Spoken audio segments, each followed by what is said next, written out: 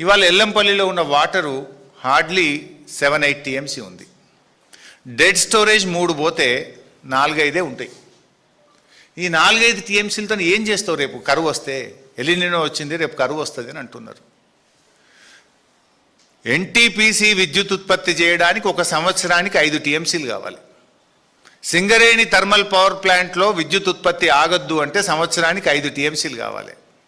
హైదరాబాద్ మంచినీళ్లకు ఎల్లంపల్లి నుంచి 10 టీఎంసీలు కావాలి. లోకల్ డ్రింకింగ్ వాటర్కు 2 నుంచి 3 టీఎంసీలు కావాలి. ఇప్పుడు అక్కడ ఉన్నాయి డెడ్ స్టోరేజ్ తీసేస్తే 4-5 కూడా లేవు. నువ్వు పందాలకు పోయి పంటింపులకు పోతే రేపు కరెంటు ఉత్పత్తి కూడా ఆగిపోయి రాష్ట్రం అంధాకారమయ్యే ప్రమాదం ఉంది మిస్టర్ రేవంత్ రెడ్డి. చీకటిమయమయ్యే ప్రమాదం ఉంది. హైదరాబాద్ నగరం త్రాగునీరు లేక ఇబ్బందులు పడే పరిస్థితి కనబడతా ఉంది. How do you address this issue?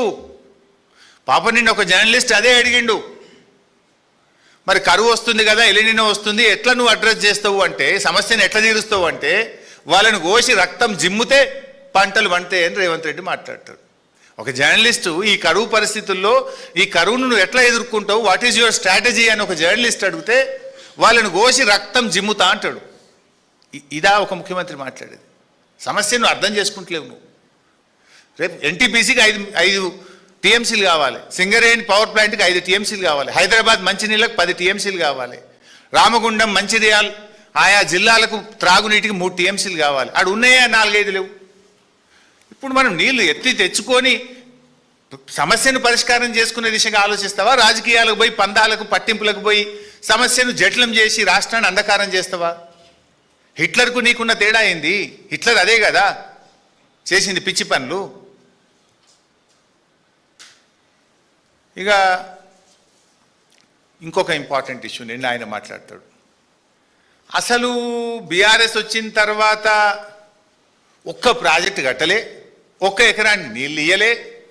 Congress చేసిన కృషి వల్లనే ధాన్యం ఉత్పత్తిలో దేశంలో నంబర్ 1 అయినమాట. మొత్తం కాంగ్రెసే కట్టిందట. కాంగ్రెస్ కృషి వల్లనే దేశంలో తెలంగాణ నంబర్ 1 అయింది. ఒక్క ప్రాజెక్ట్ కూడా బీఆర్ఎస్ కట్టలేదట, 1 ఎకరాన్ని నీళ్ళు ఇయ్యలేదట. నేను రేవంత్ రెడ్డి మాట్లాడతాడు.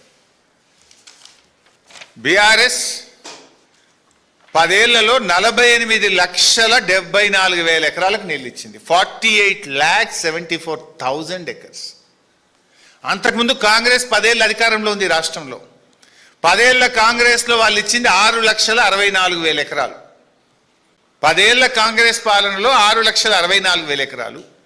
9.5 ఏళ్ల బీఆర్ఎస్ కాలంలో 48,74,000 ఎకరాలకు మేము నీళ్ళు ఇచ్చినాం. రేవంత్ రెడ్డి కావాలంటే ప్రాజెక్ట్ వైజ్ కూడా పంపిస్తా.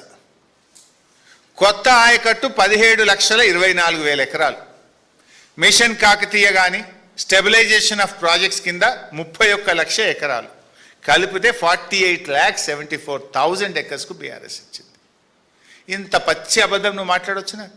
అరే నీ జిల్లా, నీ మహబూబ్ నగర్ జిల్లాలోనే 10 లక్షల ఎకరాలకు నీళ్లు బారిచ్చినాం.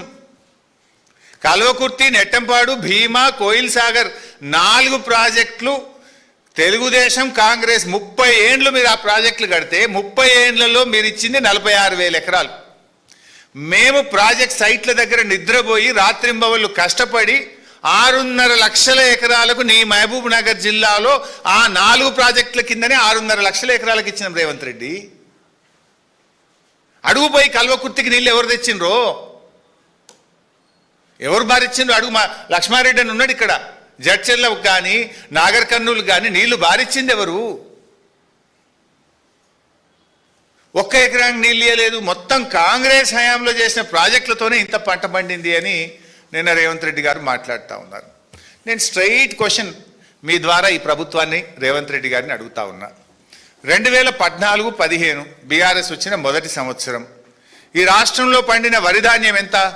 68 లక్షల మెట్రిక్ టన్నులు.